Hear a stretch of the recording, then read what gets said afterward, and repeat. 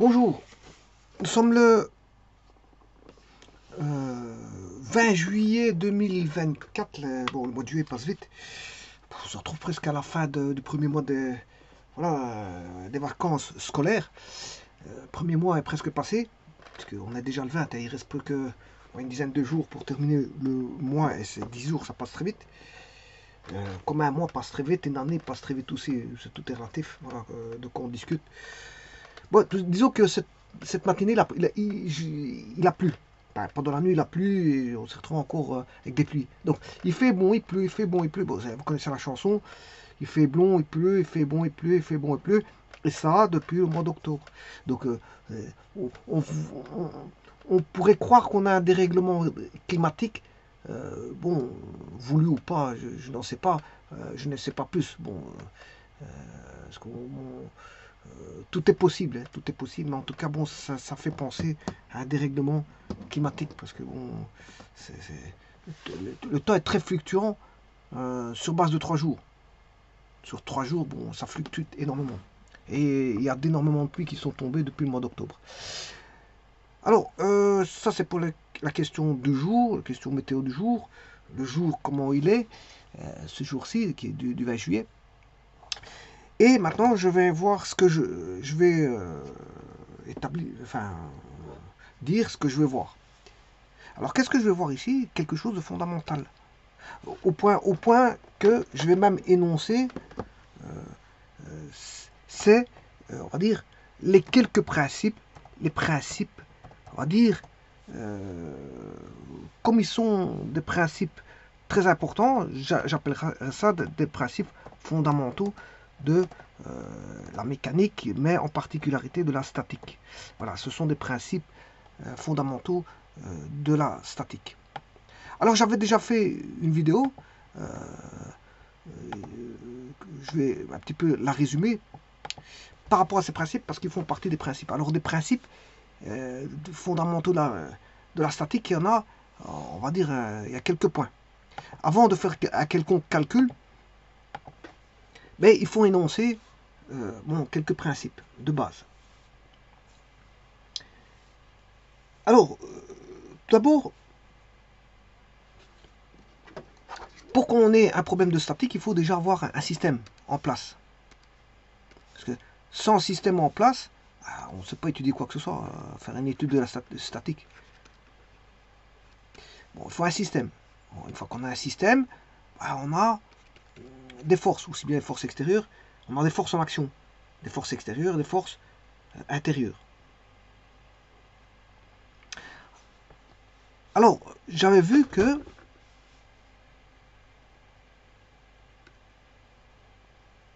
par exemple ici, vous avez un système avec une poutre, un tirant qui est accroché voilà, à une cloison, et on a une charnière. Voilà. Si je prends le système S1, qui est la poutre, alors j'ai adossé une boule sur la poutre. Si je prends le système S1, ben, on a que des forces extérieures, qui est le poids voilà, de la poutre, la force exercée par le milieu extérieur, c'est-à-dire de la boule. La boule fait partie du milieu extérieur, de la boule sur S1. Donc c'est F de S2 sur S1. On a la réaction voilà, au point A. Au point A, on a un tirant qui est accroché au point A, au point C, je m'excuse, le tirant au point C n'interviendra pas. Parce que le tirant voilà, est extérieur au système S1. Par contre, le tirant est en contact avec la poutre. Donc à ce moment-là, au point B,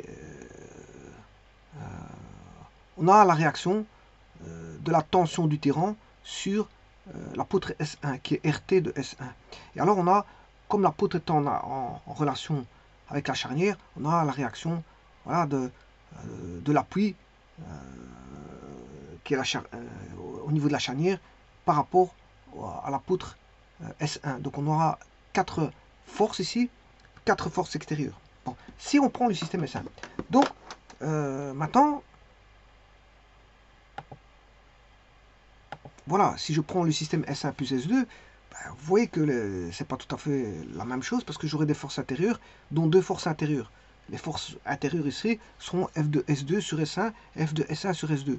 Bon, Alors, après, je ferai une remarque sur ça, sur les forces intérieures. Mais on a 4 forces extérieures qui est le poids. Ici, le système, c'est S1 plus S2. Donc, qu'est-ce qui est extérieur à S1, S2? C'est le tirant et la charnière. Alors, on aura le poids de S1, le poids de S2, la réaction de, voilà, de la charnière sur S1 et la réaction de voilà, du tirant sur S1. Et les forces intérieures, c'est bon, les réactions de FS2 sur S1 et de FS1 sur S2. Ouais, vous reconnaissez la loi de l'action de la réaction. Voilà, ça si je prends S1 plus S2. Si je prends S1 plus S2 plus le tirant, avec le poids négligeable du tirant, ben à ce moment-là, la force extérieure, c'est PS1, poids de S1, poids de S2, la réaction de, voilà, au point C sur le tirant, parce que cette fois-ci, la réaction au point C, je dois prendre en compte, parce que le tirant fait partie du système. La réaction d'appui sur S1, et là, on a toutes les forces extérieures. Et les forces intérieures, ben, on a 4 ici. Alors, remarquez que si on n'a que, comment on appelle ça, un système simple, par exemple ici, voilà, S1, on n'a plus de force intérieure. On n'a plus de force intérieure. Voilà, ça c'est, on va dire, ça fait partie des principes. Voilà, c'est quelques principes. Voilà, vous pouvez remarquer. Bon, alors, dans les principes, ben, la statique va ramener quoi à la définition du système. Voilà, la définition du système, c'est il faut dessiner le géométrique en fonction vous avez un énoncé, vous devez, à partir de l'énoncé, ben, construire le dessin. C'est un dessin géométrique. Alors, oui, c'est un dessin géométrique, mais attention qu'il y a des forces dedans. Donc, c'est un dessin géométrique avec des, on va dire, des forces, ce sont des forces de nature non géométrique, parce qu'en fait, c'est pas des mètres. Les forces, c'est pas des mètres, c'est des... quand vous faites un calcul, voilà, parce que la géométrie, qu'est-ce qu'elle traite, la géométrie? Mais son nom l'indique, géométrie. Elle va plutôt s'intéresser, je veux dire, à tout ce qui est longueur, basée sur une unité qui est le mètre. Mètre, centimètre, décimètre, enfin, multiple ou sous-multiple. Mais on ne joue pas qu'avec ça, on joue aussi avec des angles. Parce que si vous prenez par exemple un triangle, A, B, C, qu'est-ce qu'on peut dire de ce ABC? Ben, on a 3 points, on est d'accord, dans le plan, c'est une figure du plan, on a 3 angles, triangles. Donc apparaît voilà, alpha, bêta, gamma. Et alors on peut rechercher alpha, bêta ou gamma. Et bon, la trigonométrie peut, des formules basées sur la trigonométrie, peut nous apporter, voilà, si on a des données, ben on peut trouver les inconnus, et les inconnus peuvent être des angles. Et les angles vont faire référence à du calcul de trigonométrie. Bon, ça c'est en géométrie. Bon, maintenant, si vous êtes avec des forces, on peut avoir des forces triangulaires. Voilà, par exemple ceci. Enfin, là, on a des forces non géométriques, parce que ce n'est pas des longueurs. Si je mets une force ici, ouais, ben, ici c'est une longueur. Hein. Si je prends la norme du vecteur AC, ben, c'est une longueur. C'est un vecteur géométrique. Par contre, ici, c'est pas, enfin, c'est en newton. F2, c'est en newton. F3, c'est en newton. Mais vous aurez aussi des angles. Alpha, voilà, on aura bêta et gamma. De nouveau, ici, on aura des données et des inconnus. Donc, on aura un triangle, et donc, on devra faire de la trigonométrie pour rechercher des directions. Par exemple, alpha, bêta ou gamma. La direction est donnée par un angle. Donc il faudra faire de la trigonométrie. Alors vous aurez des équations trigonométriques, je vous le dis tout de suite. Hein. Les équations trigonométriques, vous en aurez. Donc il faut savoir, voilà, il faut avoir un cours de géométrie de base. Parce que si quelqu'un fait des équations trigonométriques qui n'a pas vu si quelqu'un a une équation trigonométrique qui n'a pas appris la résoudre, il ne saura pas les résoudre. Donc dans les calculs de statique, ben, bien sûr vous avez des cours de géométrie. Il y a un cours de géométrie en statique. Puisqu'en fait, on remet à niveau, on a des acquis, bien sûr, des compétences des années précédentes au niveau de trigonométrie, mais vient s'adjoindre, dire, un cours de base de trigonométrie en mécanique. Hein. d'office pour mettre à niveau, parce qu'en physique, vous allez retrouver aussi voilà, des triangles de force. Et alors, en électricité aussi, on a des triangles. Ouais, on a des triangles de puissance. Et qui dit triangle de puissance dit angle. Alors, vous voyez qu'un triangle de puissance, ben, c'est pas forcément de la géométrie. Géométrie fait référence, je veux dire, au mètre, au métré. Géométrie. Par contre, ici, on ne peut pas parler de géométrie parce que on a des newtons. Mais malgré tout, on intègre cette notion de alphabet d'angle. Comme on a un triangle, malgré que c'est des vecteurs non géométriques, ben on a un triangle. On va appliquer les principes de géométrie. Et idem pour le triangle de puissance. Le triangle de puissance, ça n'a rien à voir avec les longueurs, puisque ce sont des puissances, puissance active, réactive. Voilà. Et il y a aussi une puissance apparente aussi, voilà, dans le triangle de puissance. Donc à ce moment-là, qu'est-ce qu'on fait? Ben, on fait quand même de la géométrie, bien que ce sont des puissances. Et les puissances, c'est, voilà, il y a la puissance active en var, enfin il y a le var, il y a les watts, et voilà. Et il y a la, comment on appelle ça, voilà, il y a différents types de puissance. Et là, on a un triangle de puissance. Et quand vous avez un triangle de puissance, vous avez quand même un triangle. Donc, il faut résoudre des équations trigonométriques aussi, si on veut une direction. Donc, toute direction va être amenée, bien sûr, par rapport à des données. Dans un triangle, c'est la résolution d'un triangle. C'est basé comme on fait dans les études de géométrie. Donc, la géométrie doit être intégrée, la trigonométrie, géométrie doit être intégrée, voilà, dans un cours de statique, pour remettre à niveau les personnes qui ont des petites difficultés, voilà, pour résoudre une équation simple de trigonométrie qu'on peut retrouver assez facilement en statique. On aura des équations, puisqu'on a des directions à rechercher. Si on recherche des directions, ben, il faudra faire des équations trigonométriques. Voilà, ça c'est pour la petite histoire. Alors, ce que je voulais montrer ici, c'est que déjà ça fait partie du principe ici. Il faut dessiner le système. Voilà, c'est un dessin géométrique par rapport à l'énoncé, vous devez dessiner. Il faut définir les forces par rapport au système. Voilà, par rapport au système.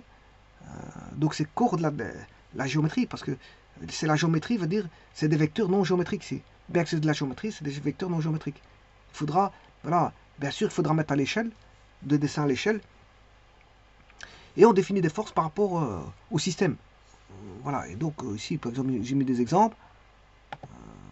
Par exemple ici, une fois que vous avez mis le système, vous avez dessiné le système, ben, il faut mettre les forces. Alors, force extérieure, voilà, on a toutes les forces, suivant qu'on a pris, qui est dépendant de la définition du système. Les forces sont dépendantes de la définition du système. Bon, ensuite on place un axe. Bon, comme j'ai toujours dit, le plus qui est à l'échelle, et c'est aussi de la géométrie, et, bien sûr, et c'est judicieusement placé. Alors bien sûr, pour les définitions de force, vous avez des normes, hein, pour les liaisons, parce qu'il y aura des forces, il y aura les forces extérieures, les forces intérieures, on retrouve parmi elles, voilà, des forces de liaison, hein, que ce soit en force extérieure ou en force intérieure, on peut trouver des forces de liaison. Les forces de liaison, elle est donnée par, voilà, la norme SAFNOR, c'est une norme française, voilà, des liaisons mécaniques, qui est E04, E015. Vous pouvez le trouver dans ces normes-là. Ensuite, une fois que vous avez fait ça, ben, vous avez les équations relatives au système statique. Puis après, vous avez des techniques de résolution, d'équations. Alors, vous pouvez avoir des équations trigonométriques, hein, je vous le dis tout de suite. Pour avoir des équations trigonométriques, c'est pas que des systèmes d'équations. Voilà. Et alors, en électricité, vous aurez un peu la même chose. Vous aurez, comme vous aurez voilà, des circuits, si vous avez des circuits avec condensateur, résistance, et voilà, vous aurez des triangles de puissance, puisque voilà, vous serez peut-être en alternatif, si vous êtes en alternatif, mais il faudra faire, voilà, ou même si vous êtes en continu, hein, on va avoir des systèmes d'équations. On peut avoir des résolutions de triangles en alternatif, mais en continu, on peut avoir des systèmes d'équations. Des systèmes d'équations. Ben, on peut toujours avoir des systèmes d'équations de toutes sortes. De toutes sortes. C'est-à-dire des systèmes d'équations ou mélangés avec des équations trigonométriques. Des systèmes d'équations mélangés avec des équations trigonométriques. Voilà, donc ça c'est le point de vue. C'est le point de vue. Et donc, quand vous avez... bon, je crois que...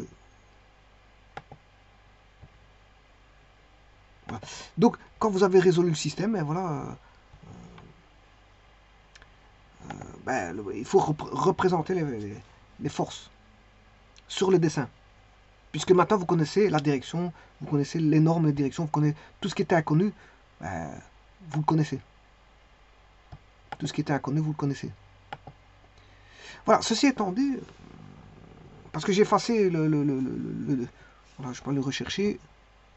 J'ai effacé, je voulais montrer un truc, mais je vais le rechercher ici. Il est là. Cet instant, il va s'ouvrir. Voilà, c'est ça que je voulais montrer. Donc après, bien sûr, vous résolvez le système d'équations. Comme je vous ai dit, pour avoir des équations trigonométriques, parce que ça fait référence à des angles et donc des directions. Donc vous allez avoir peut-être des cosinus, des tangentes là-dedans, avec des équations trigonométriques en cosinus, en tangente, voire tout type des équations trigonométriques. C'est pour ça que je vous avais dit que la trigonométrie, c'est fort important. Et puis vous devez vérifier le système. Si vous avez un système, vérifier et puis éditer les solutions, c'est-à-dire les dessiner au niveau du dessin, bien sûr, à l'échelle. Voilà, ça c'est quelques principes de base que je rappelle, mais en fait, des principes fondamentaux, je peux en rajouter. Par exemple, on va dire que, qu'est-ce que c'est que les forces? Les forces, ce sont les grandeurs vectorielles, avec, comment est-ce qu'on appelle ça? Une norme, norme ou intensité, c'est la même chose. Norme, intensité, norme, une intensité, une direction. Et comme c'est un segment avec un fléché, donc il y a un sens. Alors, on peut avoir ce qu'on appelle un vecteur. Bon, un vecteur, il peut être libre, il peut être lié. Et s'il est lié, il a un point d'application. Il a un point d'application. Voilà. Alors, il existe des vecteurs glissants sur un axe. Vous avez un axe, voilà, le vecteur peut glisser le long de cet axe. F de delta. L'axe étant delta. Bon. Alors, justement, par rapport à ça, comme je vous l'ai dit, on va traiter en statique, on va traiter l'équilibre de force. Et donc, on a affaire des forces, donc on a affaire à voilà, une grandeur avec une intensité, une direction, un sens. Et si on considère qu'on a un vecteur lié, bon, on a un vecteur. Enfin, si on a un vecteur qui est lié à un point d'application, on aura un vecteur lié. En général, on a un point d'application. Donc on a généralement des vecteurs liés. En général, les forces sont des grandeurs vectorielles liées à leur point d'application si c'est un vecteur lié. Mais ce que je peux vous dire, la première remarque, c'est qu'on ne change rien à l'étude de la statique en déplaçant les forces sur leur support. Et en les considérant comme des vecteurs glissants. Donc, si maintenant le vecteur est lié, vous le transformez en vecteur glissant par rapport à son support, vous ne changez pas, je veux dire,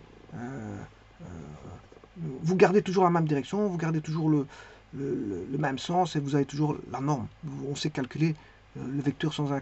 Donc on peut déplacer un vecteur lié vers un vecteur glissant, ça ne va pas changer grand chose, ça ne change rien au niveau des calculs. Vous allez retrouver quand même voilà, le vecteur. Bon, ça c'est un des premiers principes. Donc c'est que vous pouvez faire d'un vecteur lié un vecteur glissant. Et donc ça ne change rien au calcul. Donc le vecteur lié devient un vecteur, peut devenir un vecteur glissant. Suivant les désideratables de calcul, si ça vous arrange, que ça vous facilite la chose, vous pouvez faire ceci.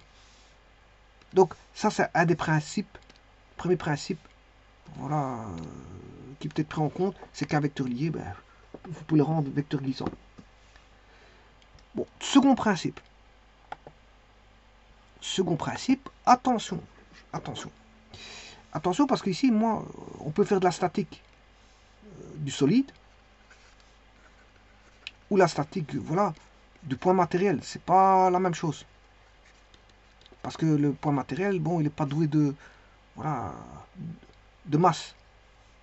Il n'est pas doué de masse. Bon, c'est quelque chose de tout petit, on ramène tout à un point, on ramène tout à un point, voilà, un point matériel.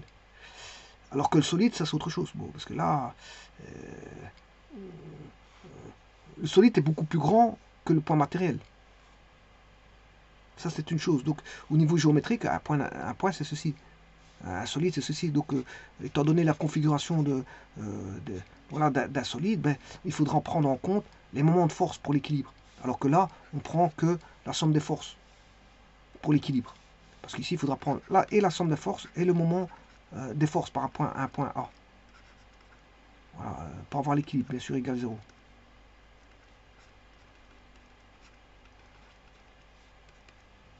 Bon, mais ça, je vais en parler.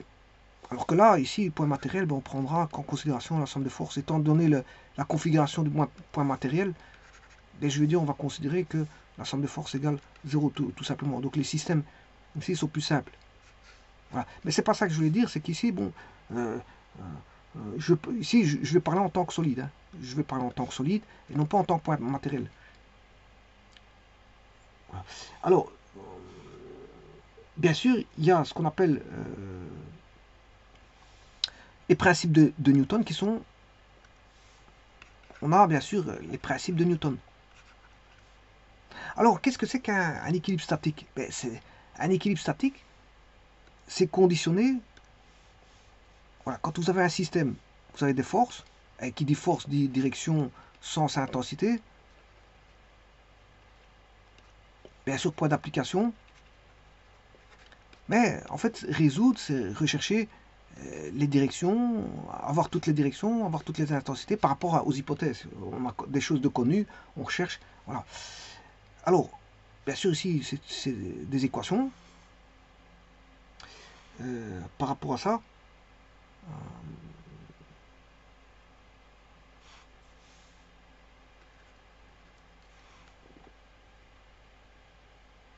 ben, j'ai oublié le fil de mes idées, je ne sais plus ce que je voulais dire. Bon, je vais revenir ici, si je retombe dessus, je le dirai. Bon, on a le principe de... Oui, c'est ça que je voulais dire, j'ai retrouvé le fil de mes idées. C'est qu'en fait, ici,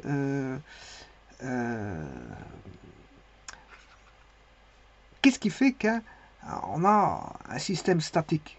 C'est parce qu'on a des conditions. Pour avoir un système statique, on a des conditions. Quel type de conditions? C'est parce qu'on est basé sur un équilibre mécanique. Alors, l'équilibre mécanique va induire justement des équations. C'est des équations propres aux conditions d'équilibre mécanique. Et je verrai ça après. Et donc, ça veut dire que vous êtes dans un système conditionné. Le système ici que j'ai pris, qui possède des forces, mais c'est un système conditionné. Il est conditionné. Donc les équilibres, on sait bien où est-ce qu'on va aller. Parce que bon, il suffit de résoudre le système, par rapport aux données, ben, on aura voilà, toutes les inconnues. Donc on sait bien où est-ce qu'on va. Bien sûr, il ne faut pas qu'il y ait trop d'inconnus. Hein. Bon, s'il y a trop d'inconnus par rapport aux données, ben, il faut émettre des hypothèses ou voilà, il faut chercher des choses, sinon c'est impossible à résoudre. Donc un système mécanique, en général, ces lois sont connues. Elle est basée sur des lois. C'est conditionné. Quand je dis conditionné, elle est basée sur des lois. D'ailleurs, je veux voir ça par après. Mais bien sûr, il y a déjà un premier principe ici à prendre en compte.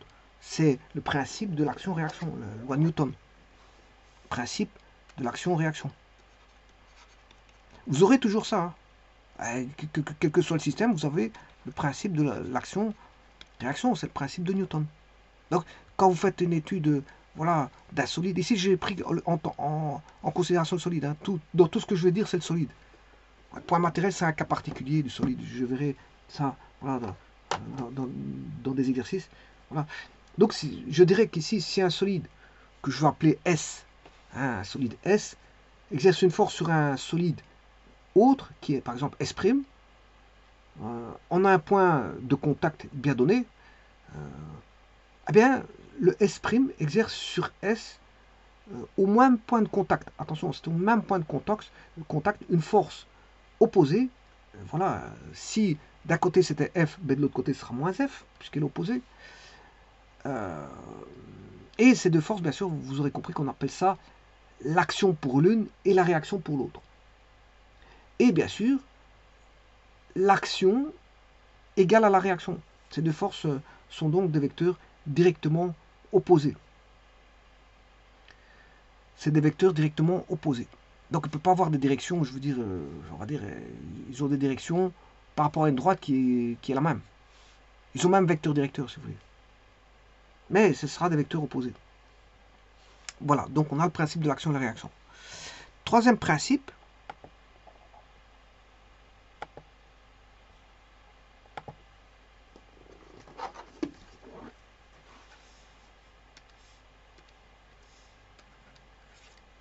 un troisième principe, c'est ça a à voir avec la, comment on appelle ça, la norme E04, E015. Alors vous devez la connaître par cœur, cette norme E04, E015, qui est voilà, la normalisation AFNOR, c'est AFNOR, hein, c'est la norme française, des liaisons mécaniques, donc, qui indique le nombre de degrés de liberté, voilà la symbolique du, comment on appelle ça, de la liaison mécanique. Ce que je veux dire par là, c'est que tout corps gêné peut être considéré comme libre si l'on supprime les liaisons. Et si on les remplace par des forces de liaison qu'on appelle les réactions, bien sûr, il faudra indiquer quel type de réaction c'est. Alors, il existe différents types de liaisons, hein, liaisons rotoïdes, liaisons charnières, voilà. Donc, c'est de faire en sorte de trouver les liaisons, c'est ça que je veux dire, et de connaître, bien sûr, la norme E04, E015. Donc, ça veut dire qu'en mécanique, quelqu'un qui fait de la mécanique, mais il est obligé de connaître, voilà, tout ce qui est liaison. Tout ce qui est liaison. Donc quelqu'un qui fait de la mécanique est obligé de connaître la norme E04, 015. Donc la première chose qu'on va demander d'étudier, c'est les normes E04, 05. Par exemple, qu'est-ce que c'est qu'une liaison pivot? Ben, c'est 1 degré de rotation en 1 degré de rotation en rotation, enfin 1 degré en rotation et 1 degré en translation. Et il y a une norme bien précise pour ça. Donc le nombre de degrés de liberté, ben, ça fait 2, parce qu'un en rotation, 1 en translation, ça fait 2. Alors si je prends par exemple la liaison rotule, ben, c'est 3 rotations possibles et 0 translation. Donc là on a affaire à 3 plus 0, ben, ça fait 3. On a 3 degrés de liberté. Voilà. Par exemple, les gens, il y a la mécanique du corps, comme j'ai toujours dit, ben, on a aussi une rotule au niveau du genou. Ben là, bien sûr, on n'a pas 3 degrés de liberté. On n'a que voilà, 1 degré de liberté. Voilà, vous pouvez replier votre pied, et encore, il passe de, on va dire, plus ou moins 180 degrés, et puis on peut le replier vers le bas. Vers le bas. Donc on ne sait pas faire un 360 avec ça. Si vous faites un 360, c'est qu'il y a un problème. Voilà, c'est que le genou il est cassé. On va dire ça comme ça. Il y a une désarticulation. Voilà, donc là, il y a 4 degrés de liberté. Encore, on ne sait pas aller à fond de. Voilà, on fait, je ne sais pas combien de degrés qu'on peut faire. On passe par exemple de 180. C'est comme le bras, hein. Le bras c'est un peu la même. On a une rotule. Voilà, c'est un peu comme le bras aussi. Le bras, c'est un peu la même chose. Mais le bras, il permet aussi, bon, on sait faire. Il y a plusieurs articulations hein, au niveau du bras, puisqu'il y a celui du coude et celui qui se trouve bon, près de l'omoplate. Voilà. On a. Et alors on peut faire en sorte qu'on a. Voilà. Une grue aussi possède des articulations. Alors, justement, les articulations, c'est pour pouvoir bouger, avoir des mouvements. Voilà, mouvement de translation, mouvement de rotation. Voilà. Et donc, si je prends par exemple une liaison ponctuelle, ben, une liaison ponctuelle, c'est 3 rotations et 2 translations, ce qui fait 5 degrés de liberté. Si je prends une liaison d'encastrement, alors on retrouve tout ça aussi en comment est-ce qu'on appelle ça? Les normes E04, 05 sont bien sûr applicables à la résistance des matériaux. Et dans tout autre domaine, hein, si vous faites de la physique, vous faites voilà, de la statique en physique, ben, vous devez connaître les normes E04, E05, en E15, je m'excuse, E04, E15 en physique.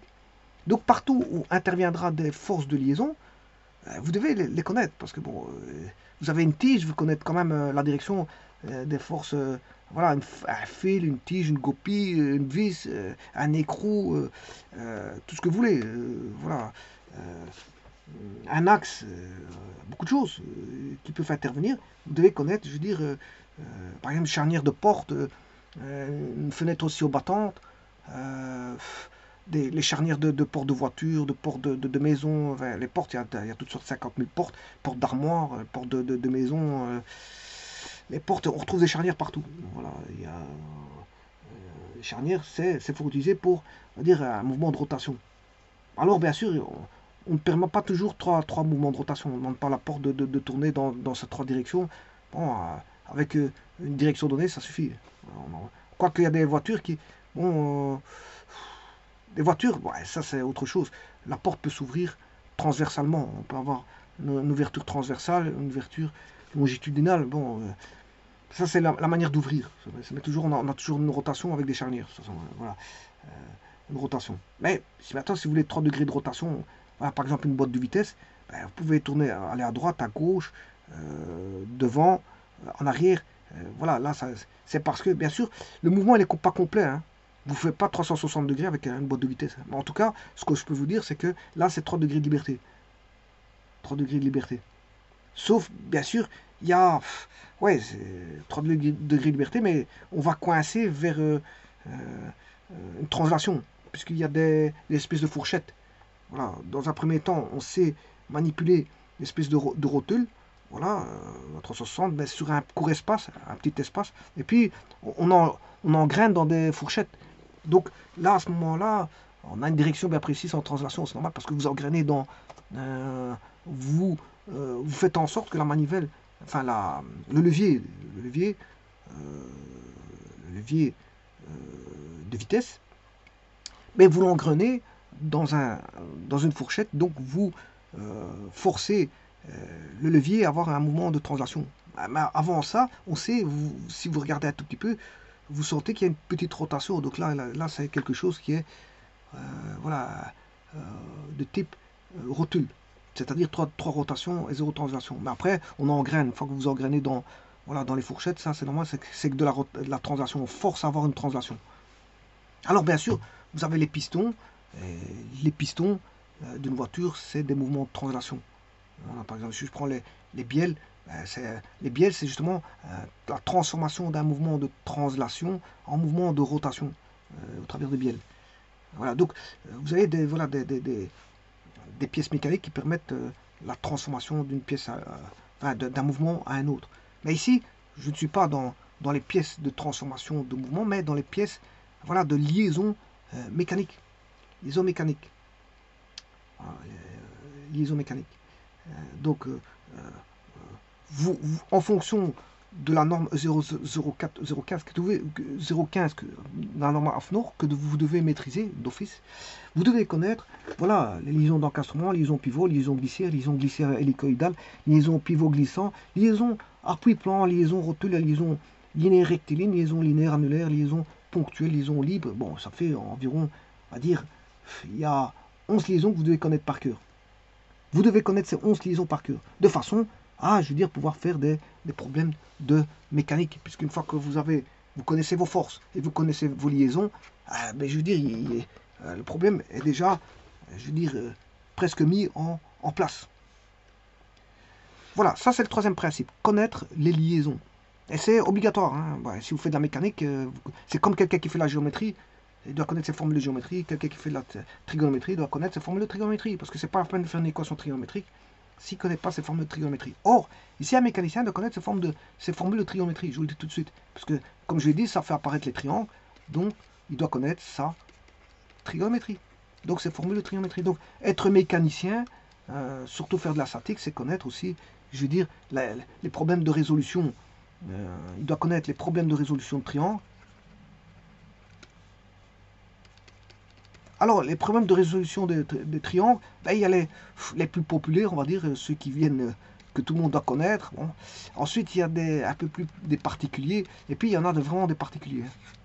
Il y a vraiment des problèmes de triangle très particuliers, et ça, on ne demande pas de connaître, parce que bon, c'est pas vu pour... c'est pas tout le monde qui voit ça. Mais en tout cas, il y a des problèmes sur les triangles qui sont très particuliers, Et là, on ne demande pas à tout le monde de connaître ça.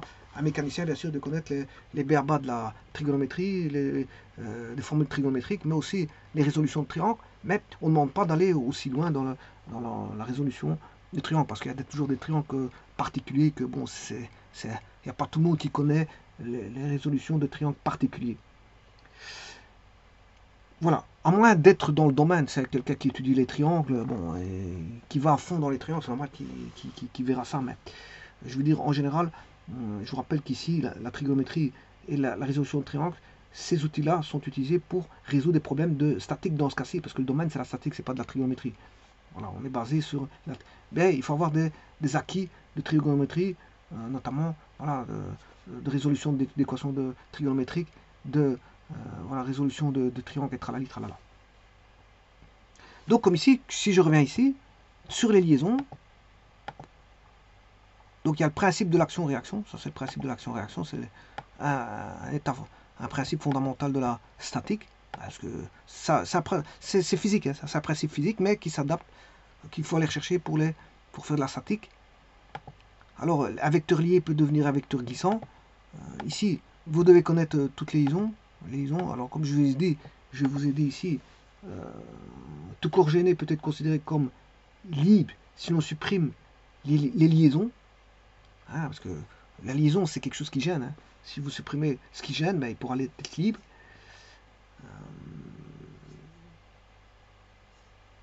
Et on pourra les remplacer, bien sûr, par des forces de liaison, ce qu'on appelle les réactions. Donc vous devez savoir comment va se situer plus ou moins, en gros, la réaction. Par rapport, bien sûr, à la liaison que vous aviez. Liaison roteuse, liaison plus simple, la liaison hélicoïdale, liaison rotoïde, tralala, tralala. Bon, alors, ça c'est une chose, c'est les liaisons.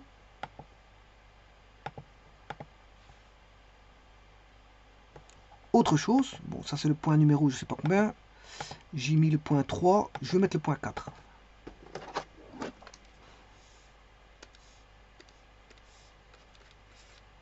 Alors, qu'est-ce qu'on pourrait dire en point 4?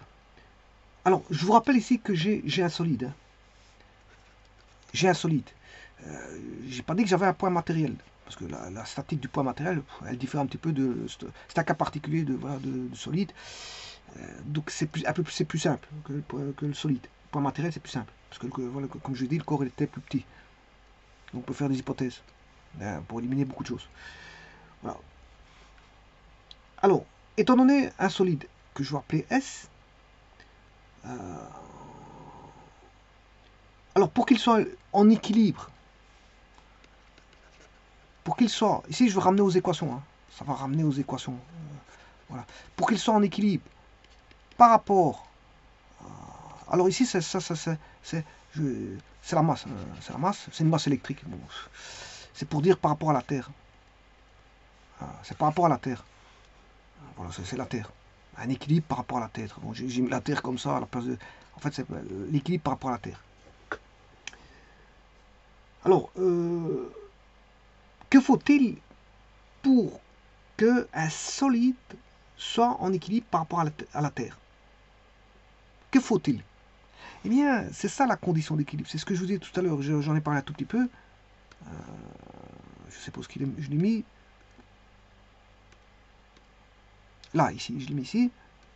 Pour avoir un équilibre, il faut ceci. C'est conditionné. C'est conditionné. Et qu'est-ce que c'est que ça? Eh bien, ça, c'est tout simplement le torseur. C'est le torseur de force, que je peux appeler F. Voilà. C'est le torseur. Voilà, torseur F. Ou torseur, je peux l'appeler T aussi. C'est le torseur de force. Alors, le torseur de force doit être égal à 0. Voilà la condition d'équilibre par rapport à la Terre. Il faut que le torseur de force soit nul.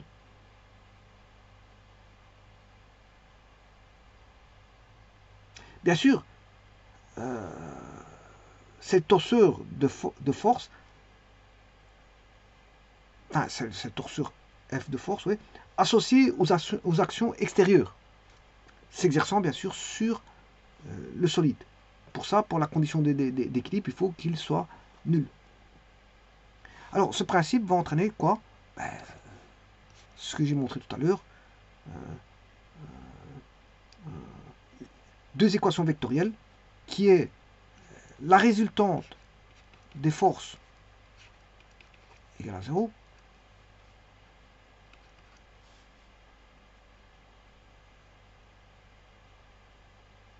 et le moment du torseur que j'appelle F ou T, peu importe, par rapport à un point donné que j'appelle Q, doit être égal à 0. Donc vous aurez une équation. Si vous voulez, en gros, vous aurez deux équations. Alors, de ça, bien sûr, vous aurez trois équations. De celui-ci, ça fait trois équations. Ce qui fait qu'on aura au total 6 équations scalaires. Hein. On va ressortir de ça 6 équations scalaires. Par rapport au vectoriel, on va sortir 6 équations scalaires. Enfin, on peut en déduire 6 équations scalaires. Donc, en gros, on ne peut jamais obtenir plus de 6 renseignements en écrivant qu'un solide est en équilibre. On n'a jamais pas plus que 6 renseignements.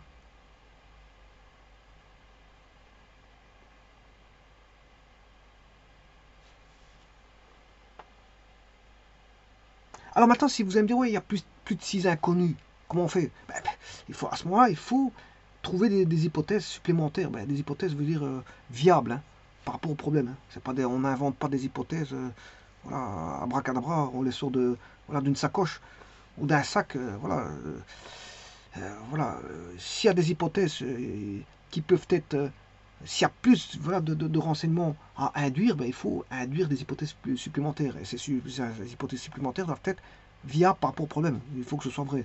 Il faut que les hypothèses prises en compte soient de fait, hein, soit,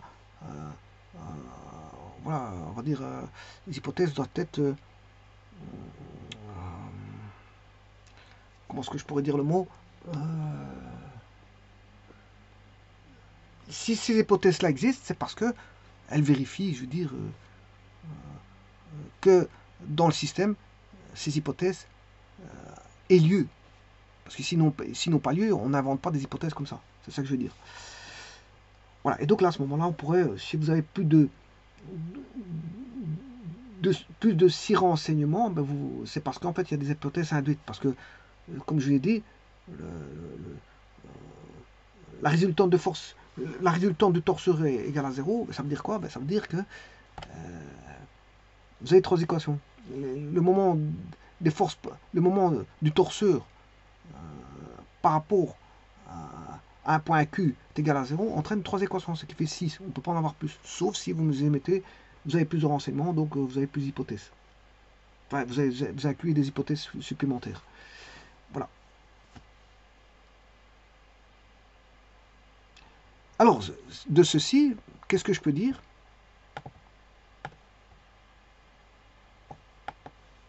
Ça ramène les équations. Alors, vous aurez des équations, un système d'équations, probablement, avec de fortes chances, mais vous aurez aussi des équations trigonométriques si vous recherchez, voilà, si les angles ne sont pas donnés. Les angles vont induire des équations trigonométriques. Donc, il faudra résoudre des équations trigonométriques en cosinus, sinus, tangente, peu importe.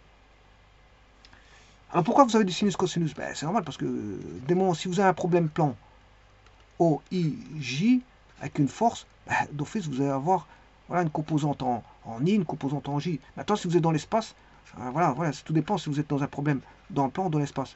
Ici je vais mettre un repère orthonormé direct, OIJK, avec une origine ici. Même si là-bas vous mettez un vecteur, vous avez trois composantes, une en X, une en Y et une de hauteur. Voilà, on va dire ça comme ça. Bon, ici, j'ai mal dessiné, mais enfin bref. Ça va induire des angles aussi. Et là, c'est les cosinus directeurs.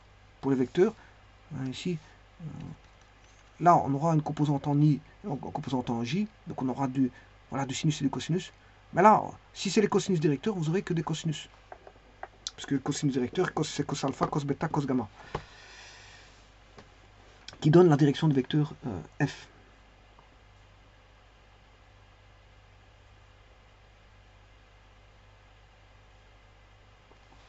Et, bien sûr, tout système de force extérieure agissant sur un solide en équilibre, attention, j'ai bien dit un solide conditionné par solide en équilibre, devra être un représentant du torseur nul. Donc, tout système de force agissant sur un solide en équilibre devra être un représentant du torseur nul.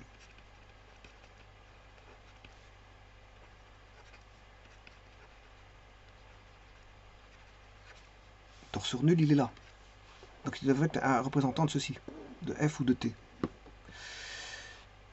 Donc, j'ai dit tout système de force extérieure agissant sur le solide, tout système de force extérieure agissant sur S, S étant en équilibre, devra être un représentant du torseur que vous avez au-dessus, torseur nul.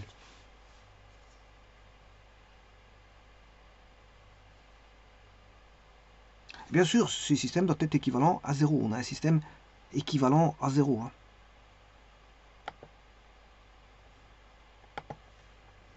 On aura un système, comme c'est un représentant du torseur nul, on a un système équivalent à 0. Système équivalent à 0.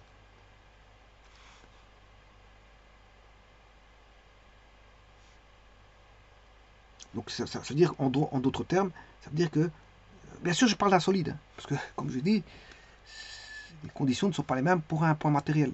Je parle d'un solide S. Et là, à ce moment-là, vous aurez la résultante des forces, c'est la somme pour avoir un système équivalent à 0. On va faire la somme de toutes les forces, voilà, de 1 à n si à n force, qui doit être à 0. Et le moment par rapport à un point O donné est égal à la somme pour toujours I égale à 1 jusque n, supposons qu'il y ait n force, voilà, de GO dFI, voilà, qui doit être égal à 0. Voilà, ça c'est un système équivalent. Voilà, comme je vous ai dit que le torseur, les forces extérieures doivent être équivalents, enfin, les forces extérieures doivent être équivalents à 0. Et comme je vous ai dit que tout système de force extérieure agissant sur un solide en équilibre devra être un représentant du torseur nul, mais pour avoir le système équivalent à 0, il faut que la résultante de ces forces extérieures Fi et ainsi que le moment résultant en O de ces mêmes forces Fi doivent être nuls, tous les deux, que ce soit la résultante ou le moment. Voilà. Donc on a ce qu'on appelle, voilà, la résultante et le moment résultant. C'est la résultante des forces et le moment résultant. GO, le moment résultant, point 1, point O.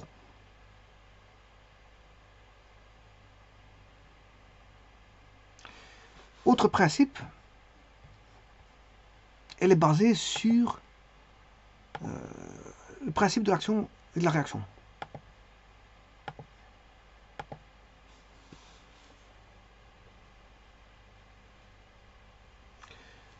Alors, j'ai pris un problème ici. Tout dépendait du système. Voilà. Si j'ai pris le système S1, il n'y a plus de force intérieure, il n'y a plus que des forces extérieures, qui est la poutre. Voilà, ça. Si j'avais pris S1 plus S2 plus S3, vous voyez qu'il y a des forces intérieures. Là, c'est normal parce que j'ai composé plusieurs forces, plusieurs systèmes, un système composé de plusieurs ensembles d'éléments. Alors que pour S1 tout seul, ben, j'ai plus de force intérieure. Bon. Ce qui veut dire que, bon, les problèmes, ce sera quoi? Ben, c'est de rechercher qu'est-ce qui va agir et qu'est-ce qui va contre-réagir. Qu'est-ce qui va agir? Ouais, attention qu'ici je suis au point numéro 4, 5 et 6. Bon. Si vous prenez un circuit électrique, il va y avoir des réactions, des contre-réactions. Vous mettez par exemple une certaine tension, un courant, vous mettez une puissance électrique dans un système, il va réagir. Donc, vous lui faites agir une source de tension, quel que soit le signal, quelle que soit la fonction type du signal, sinusoïdal, cosinusoïdal, je veux dire ensemble de sinus, ensemble de cosinus, une série de Fourier, tout ce que vous voulez. Ben, si vous mettez des composants, ben, les composants vont réagir. Alors composants, ça peut être voilà, une diode, une résistance, un condensateur, une self, bon, beaucoup de choses. Beaucoup de choses, ça peut être beaucoup de choses. Alors, vous lui mettez un signal d'action et le système électrique ou système électronique va répondre. Il va contre-réagir et il va répondre. Et il va voir sa réponse. Réponse à, par exemple, une impulsion, réponse à, voilà, à un circuit, à un signal alternatif, ben il va contre-réagir. Ben ici, c'est la même chose. Il va avoir des forces d'action, des forces de réaction. En vertu du principe de comment on appelle ça, de Newton. Il va avoir des forces qui vont agir, des forces qui vont contre-réagir à l'action des forces d'action. Donc ce qui veut dire, vous allez avoir des forces d'action, des forces de réaction. Alors, le but ici, c'est de trouver bien sûr les forces d'action et les forces de réaction. Alors, bien sûr, et de trouver tout ce qui est force de liaison au travers de la norme E04, E015. Donc, une fois que vous avez mis toutes les forces en action avec les éléments en contact avec le système et que vous savez qu'est-ce qui est une force, qu'est-ce qui est force de liaison, qu'est-ce qui est force d'action, qu'est-ce qui est force de réaction, ben, si vous avez tout mis et vous n'avez rien oublié, vous pouvez commencer le traitement, voilà, de rechercher voilà, les systèmes d'équation. Alors je vous rappelle, hein, ceci est toujours d'actualité. Hein. Ce que je suis en train de vous dire là, c'est que voilà, vous avez définition du système, vous faites un dessin de type géométrique, parce que c'est vrai que ce sont des vecteurs non géométriques que vous allez mettre dedans. Vous allez avoir de la trigonométrie parce que vous avez des directions. Alors vous pouvez avoir un problème 1D, 2D ou 3D, c'est pas un problème. Vous aurez des définitions des forces par rapport au système, et c'est là qu'il faut beaucoup penser mécanique. La mécanique, le cœur de la mécanique ici, du traitement, il est là. Il est au point 2, définition des forces par rapport au système. Alors, maintenant, après, bien sûr, tout est un point de vue calcul. Une fois que vous avez bien... Le mécanicien doit bien positionner ses forces par rapport à ce que je viens de dire. Et puis, on place un axe, bon, le plus judicieusement possible. Voilà. Et puis, on peut commencer à mettre ces équations au travers du torseur nul, comme je vais expliquer, système équivalent à 0. Et puis, on résout le système, ça c'est mathématique. Et on vérifie le système, c'est toujours mathématique. Et on édite les solutions, soit mathématiquement, soit on peut les placer directement. Voilà, comme on connaît les vecteurs avec leur direction, on peut les redessiner à l'échelle, voilà, au niveau du dessin. Là où il y a le dessin du système, bien sûr. Et donc, vous voyez que le point numéro 2, définition des forces par rapport au système, avant de commencer quoi que ce soit comme calcul et de faire le système équivalent à 0, ici, c'est-à-dire résultant de force égale à 0 et au moment résultant par rapport à un point O égal à 0, avant de faire ça, ben, il faut quand même placer toutes ces forces. Ben, alors, c'est toutes les forces d'action et de réaction, ainsi que toutes les liaisons qu'il faut connaître par cœur, bien sûr. Vous devez connaître les liaisons, la norme E04, E015. Donc, et comme les forces extérieures comprennent les forces extérieures directement appliquées et les réactions du système extérieur, ne faisant pas partie du solide, parce que si vous avez une charnière qui est attachée au solide, ben la charnière ne fait pas partie du système. Mais elle est considérée comme réaction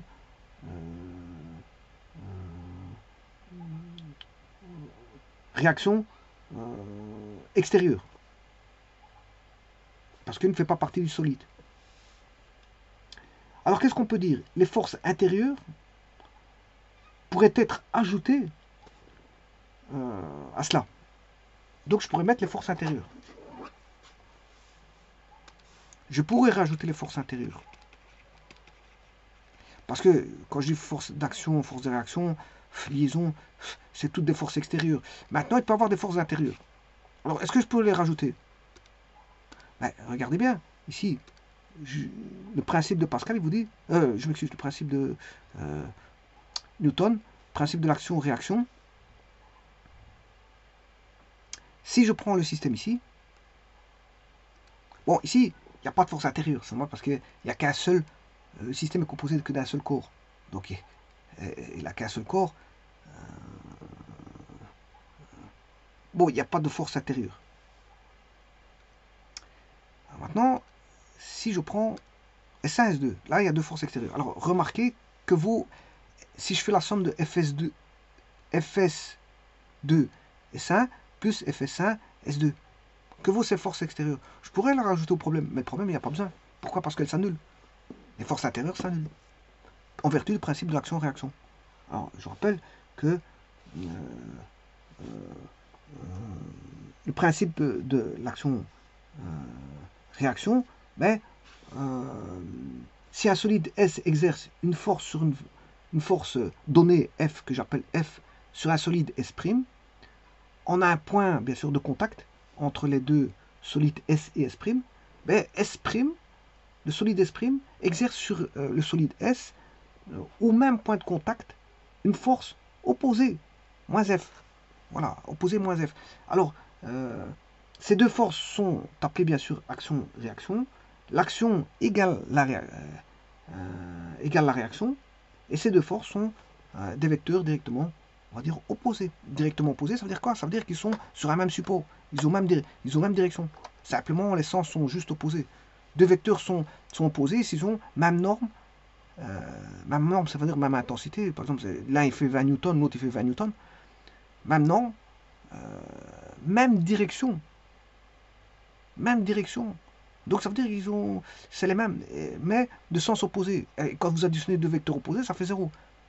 Voilà, quand vous additionnez deux forces opposées, ça fait 0. Donc Fs2, 1, Fs1, 2, ici, ça fait 0. Donc vous n'êtes pas obligé de prendre en compte les forces intérieures.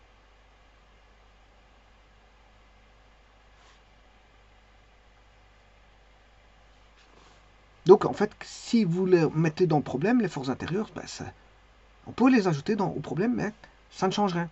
En vertu du principe que je vous ai énoncé maintenant, de l'action égale la réaction. Alors je dirais que par là même, elles forment nécessairement un système équivalent à 0. Voilà, elles forment par là même un système équivalent à 0. Voilà, les forces intérieures, je parle des forces intérieures. Bah, les forces extérieures, on sait bien que c'est voilà, en vertu du, voilà,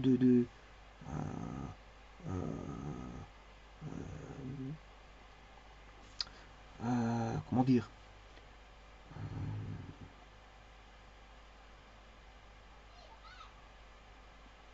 en vertu du principe qu'un solide est en équilibre par rapport à la Terre, ben on sait que le torseur, que j'appelle torseur T ou torseur F, associé aux actions extérieures, s'exerce sur le solide, ben, le torseur doit être nul, je l'ai dit tout à l'heure.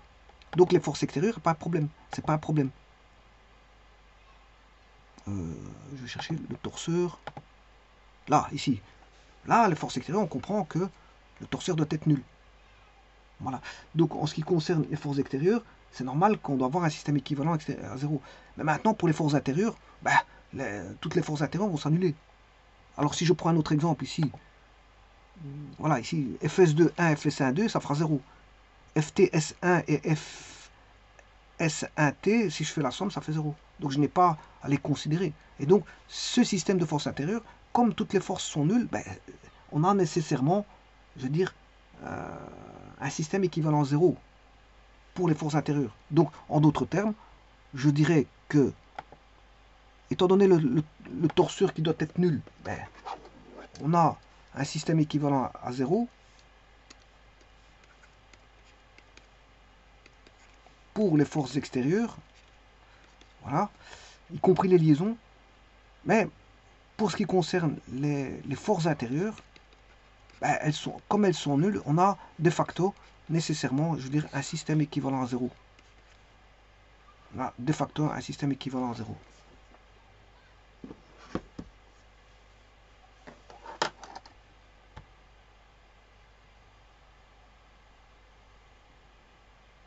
Je vous remercie.